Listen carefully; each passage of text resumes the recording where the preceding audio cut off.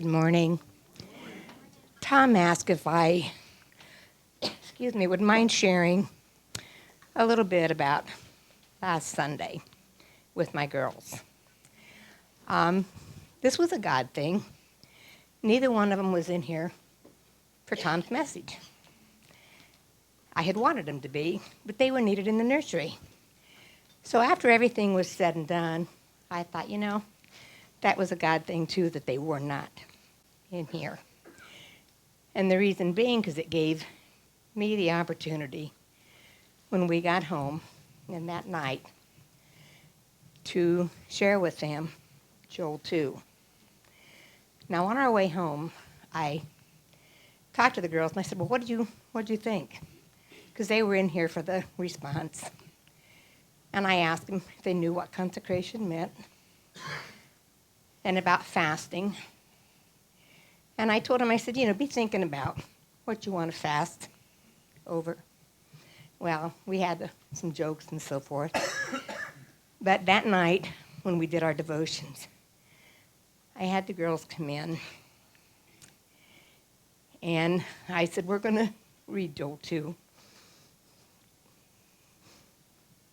I swore I was not going to do this. Guess what? Anyway, so the girls, I had them take turns reading. And as they were reading, Corey basically would stop and say, what does this word mean? Or, that sort of thing.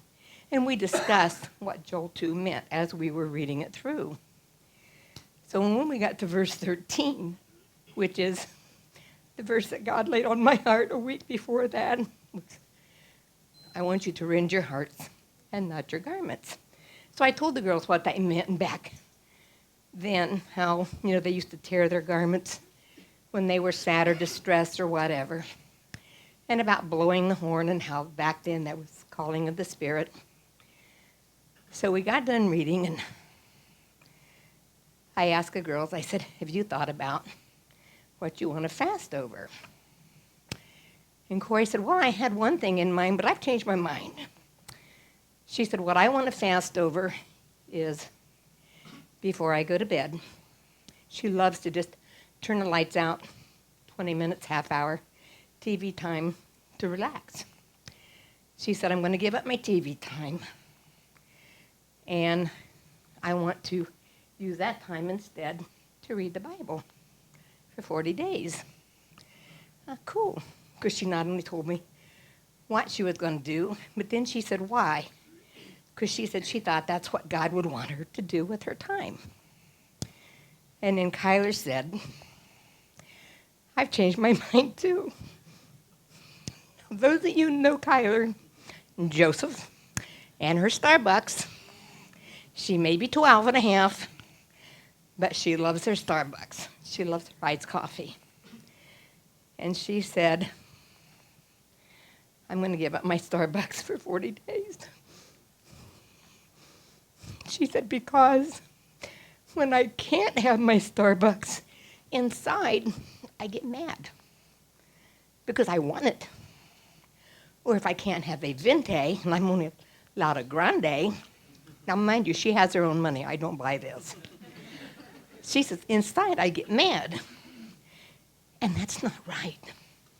God doesn't want that. So I just felt so blessed. So then I got to thinking about myself. And I had already made up my mind what I was going to fast. And that was okay, but God told me something else. He said, if fasting is showing me how much you love me. And I told the girls, I said, he loves us more than I love you. Because I said, we can't even measure his love. And so what God told me was if you love me, then you've got to trust me. Because when you truly love someone, you trust them. Now, I have tithed, but every month is like, oh dear. Figure my bills, stick my tithe in there every month. And this time God said, no, you've got to trust me. So now when my check comes in, haven't even figured the bills. I just go in, pay my tithe, because I do all mine online banking. So that is what God told me about trusting him. If I love him, I have to trust him. So that was our Consecration Sunday, and what it has carried through this week. And I've heard no grumbling, or no, oh, I miss my Starbucks, or I really want to watch TV. They're doing it joyfully and willingly. And that's not because I'm such a wonderful parent example. This has to do with my family here. Tom, Jenny, Mike and Amanda, now that they're in youth group, Sandy, all of them that has brought them up in the kids' barn. The impact you guys have on their lives is amazing. And I just thank God every day that he brought me here. I didn't make it without crying, but I did make it. I was going to hug her, and then she went the opposite direction. That happens to me a lot. Oh, my goodness. Thank you, Sandy. And I appreciate you sharing that. The only thing I would add, I definitely don't diminish what she's saying with the kids' barn and the youth ministry, the work that you do. But, sweetie, you're a wonderful example to those kids.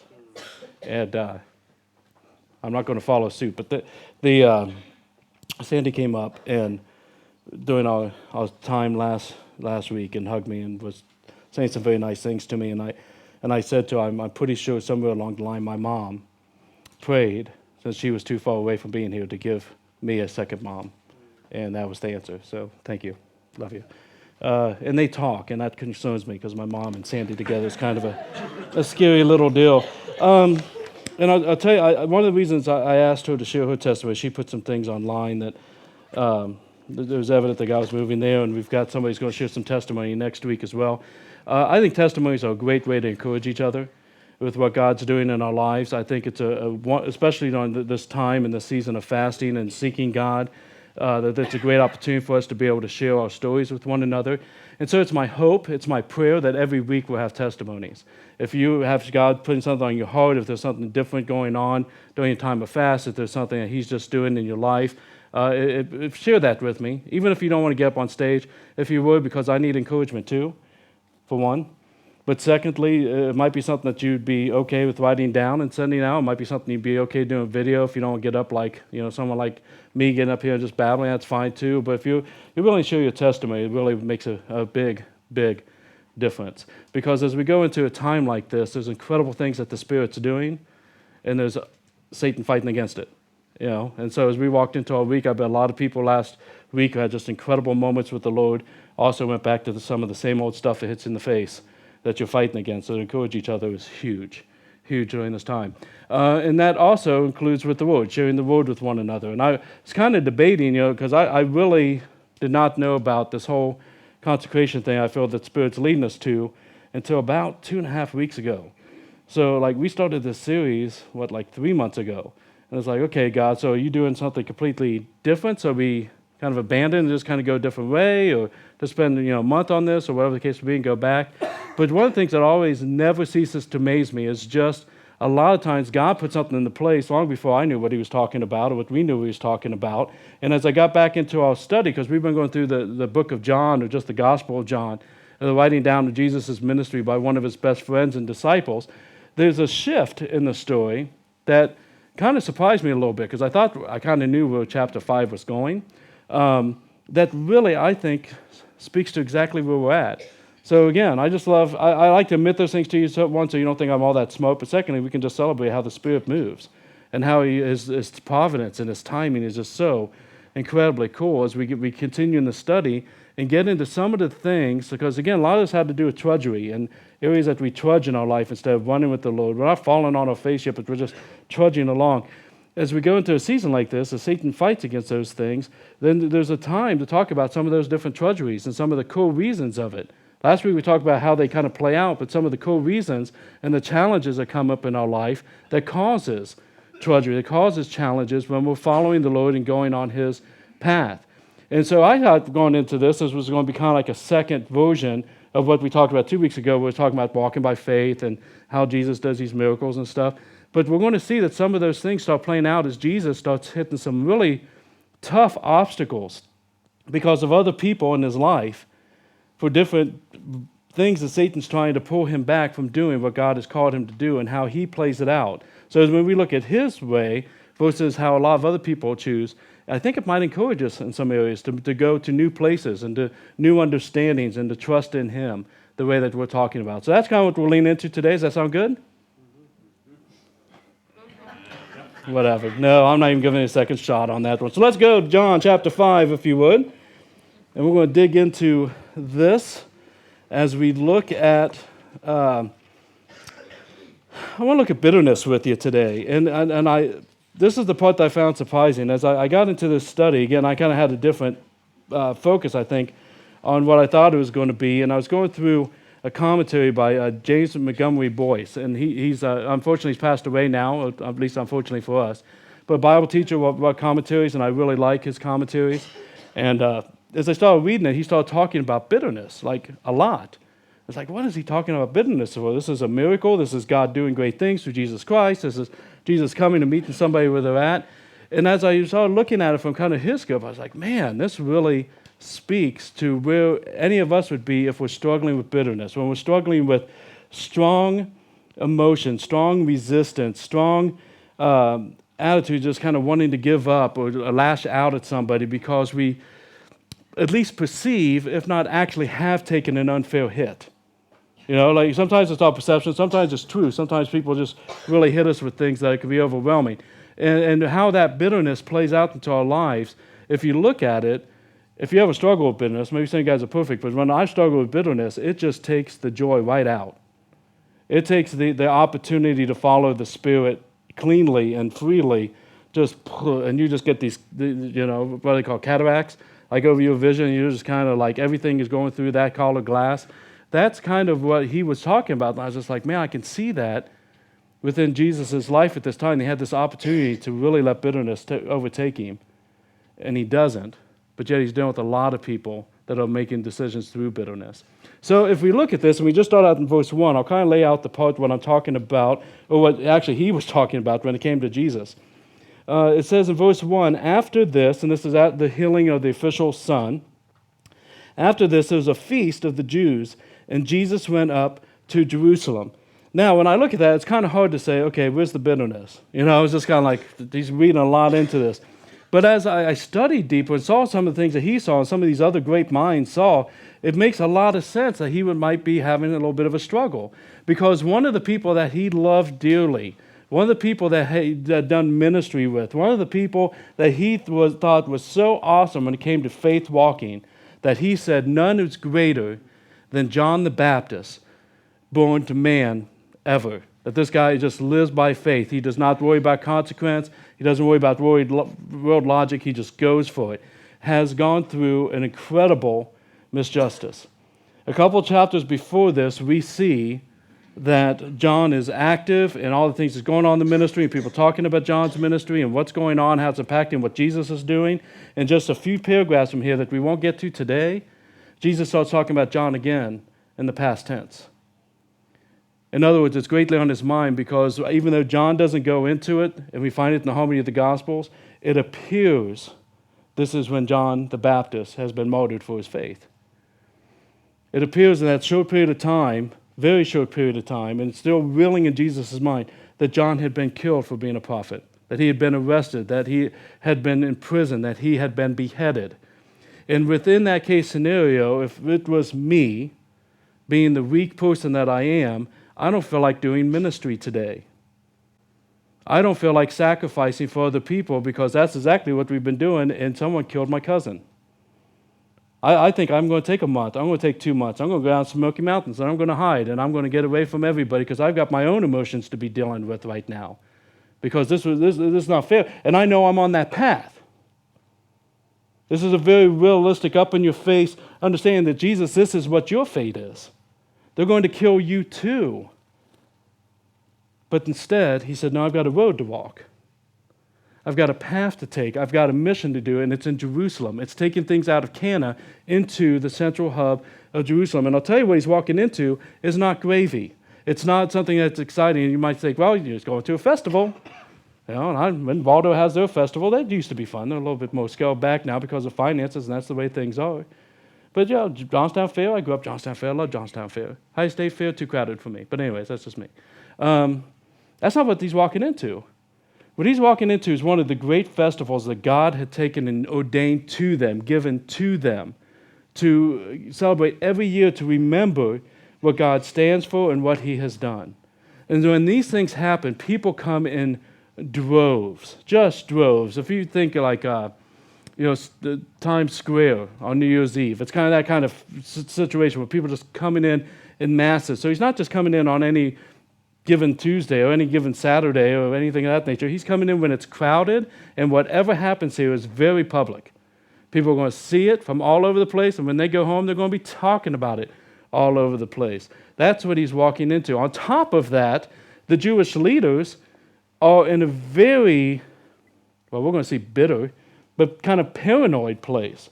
That just a year or so before this, they had their power undercut in a major way by the Romans. You know, again, the Rome was over top of the people at this point, the Jewish nation at this point, as well as most of the world.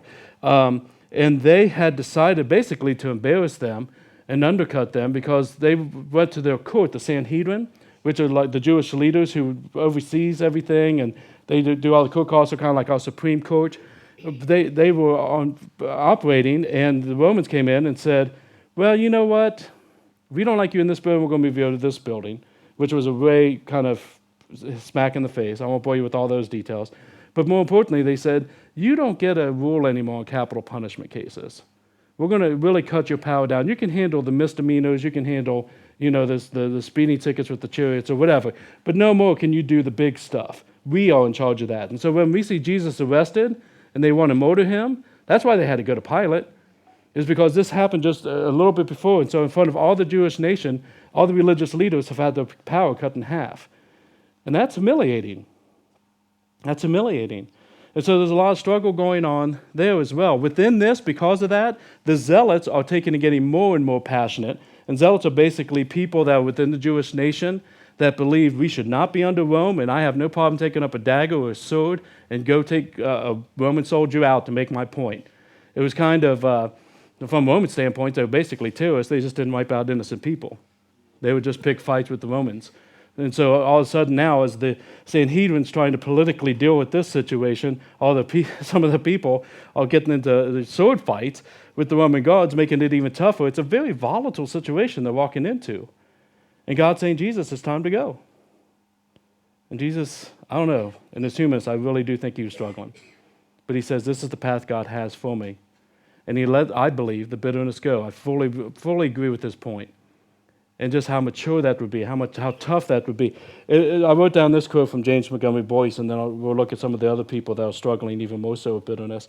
He said, Jesus Christ did not allow the hostility of the Jewish leaders to deter him from the path that God had placed before him. But, and this is big, on the other hand, neither did he allow it to produce a bitterness in his outlook on his ministry. Unfortunately, this bitterness has often happened to Jesus' disciples, perhaps to you. I have known Christians who have not allowed hostility to get them off course, but unfortunately have become so bitter that they have greatly limited their opportunities for service and has darkened their lives. That's how bitterness works. That's how the Holy Spirit comes into our lives. He takes those things that are unfair, those things that are at least perceived unfair, and turn it into something where we just get these dark, emotional, complaining, ugly spirits on us. It happens to all of us at different times. And Jesus is about to minister to someone who's in that exact same boat. Verse 2. Now in Jerusalem, by the sheep gate, a pool, in Aramaic called Bathsheba, which had 5 roofed colonnades. In these lay a multitude of invalids, blind, lame, and paralyzed. One man was there who had been an invalid for 38 years. And when Jesus saw him lying there and knew that he had already been there a long time, he said to him, "Do you want to be healed?" Okay, a few things within this, kind of a cool side point. If you're kind of looking for evidence within the Bible type stuff, this scripture was a big hot button for theologians for many, many centuries, several centuries, Because here he's defining something very tangible in a very specific place, and when they were looking for it, they couldn't find it. And they're like, is this calling into question all of John's gospel? Because this does not exist. Guess what they found in the 19th century?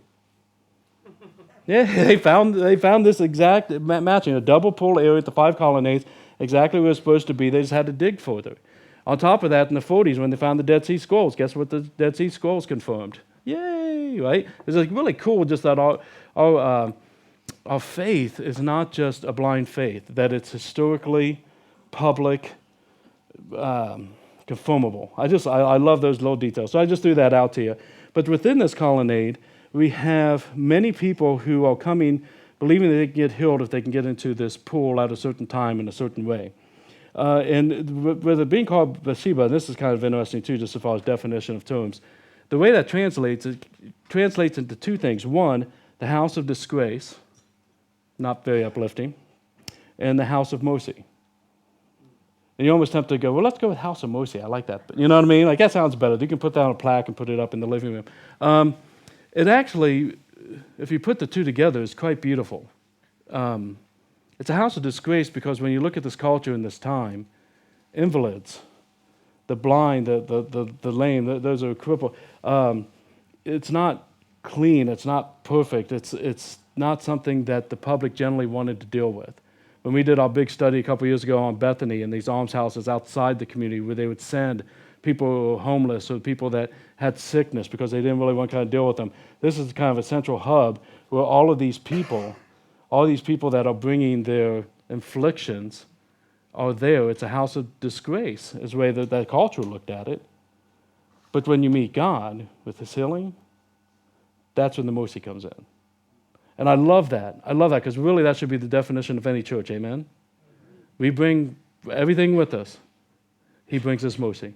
And I love that within this place. And so Jesus comes in, and I can't imagine just Jesus' heart for people that are struggling, how overwhelming that must have been.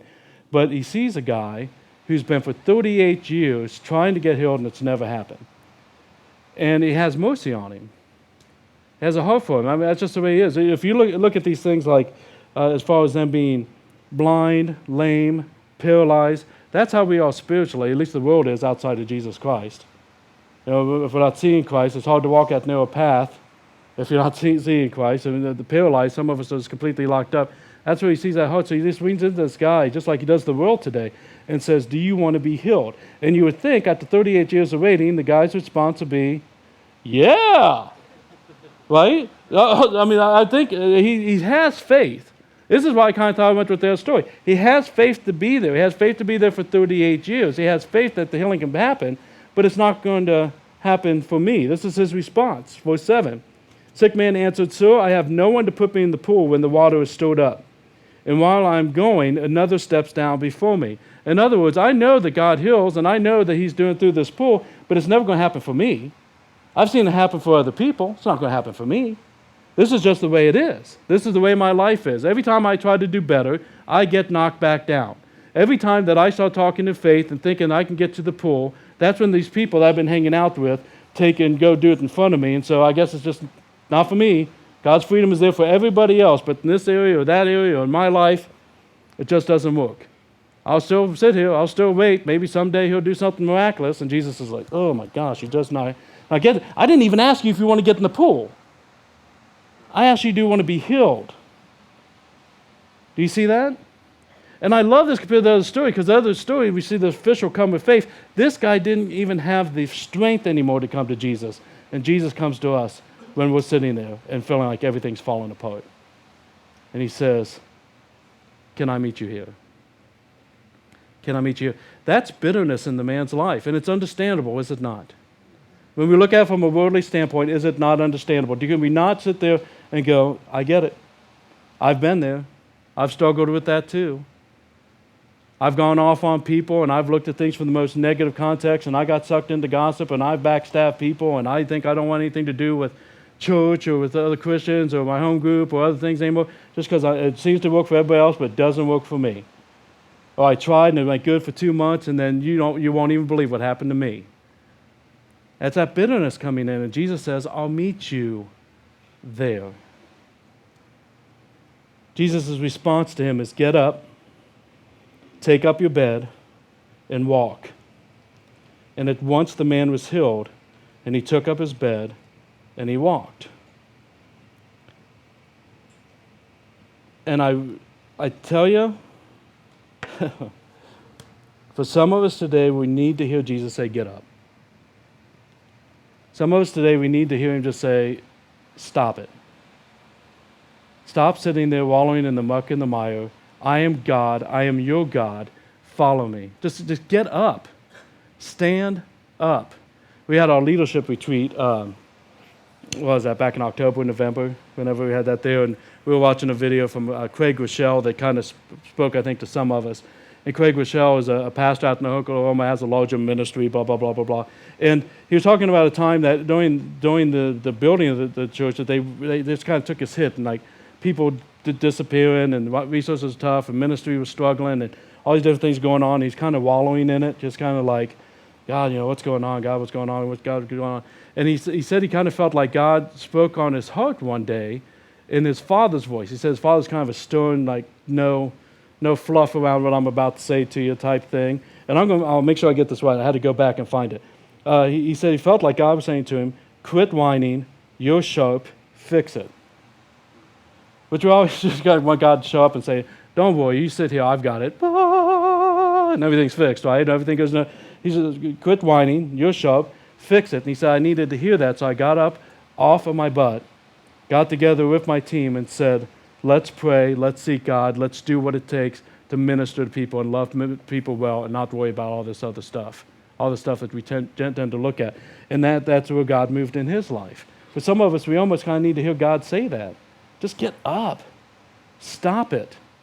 Get up.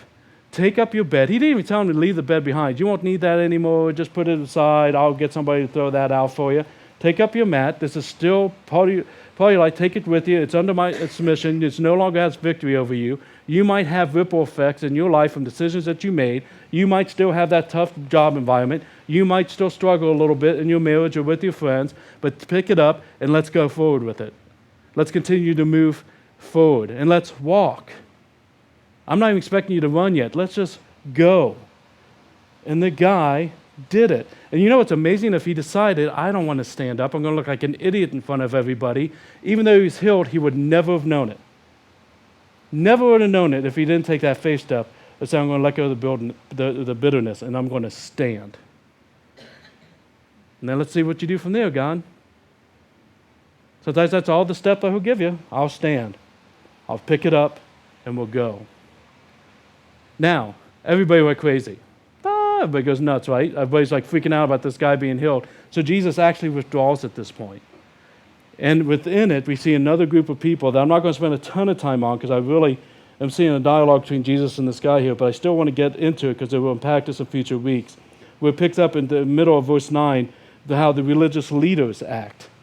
The day that this happened on was the Sabbath, which is a Saturday, not a Sunday. We worship on Sunday because that's the day the Lord arose. This is the Lord's day. But for them, they were worshiping on the Sabbath, which is Saturday, the day of rest.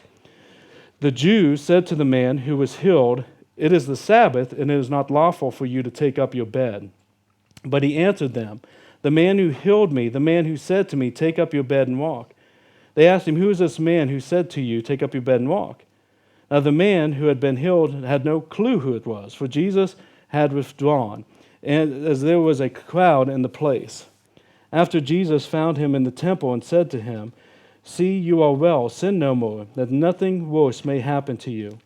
The man went away and told the Jews that it was Jesus who had healed him.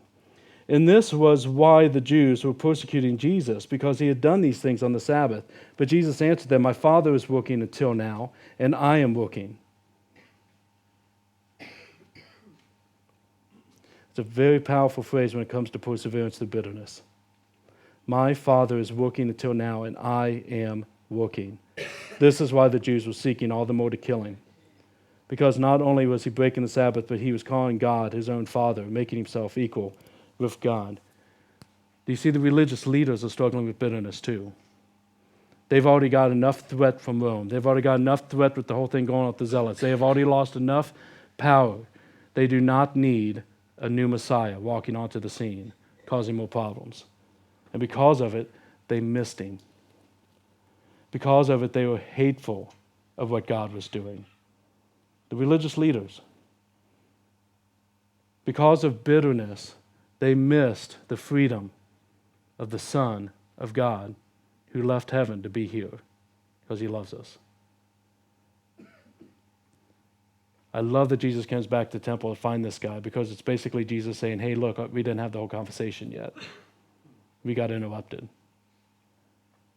And now that you're walking, and now that you got that bed under your arms, and now that you're moving forward, don't go back. Don't sin anymore. Why? Because it could be worse for you. Don't tell him you trust him and you give him your life and everything else, and then you go over here and become like the world again and not remembering that you're set apart now. How much tougher is that when we know freedom to go back to bondage? When we know faith and we go back to trying to figure everything out by ourselves? When we know what it's like to run, but instead we choose to trudge or to sit down. My father is working until now, and I'm still working.